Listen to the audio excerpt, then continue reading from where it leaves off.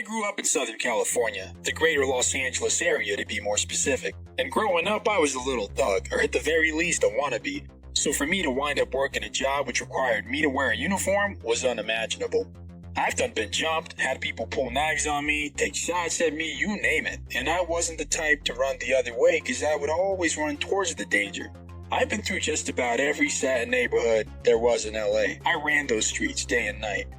Nevada was different. It had its own aura and environment. Most folks were friendly and welcoming, while others, not so much. But if it wasn't for the mob back in the days, we wouldn't have the Nevada we have today. And even till this day, Nevada ranks second for mortgage fraud. Florida's #1. So you can imagine the kind of numbers we're talking about here. White-collar crime is big business everywhere nowadays, and this place happened to fit the bill to some extent. Word on the streets was the Hoover Dam was getting ready to break.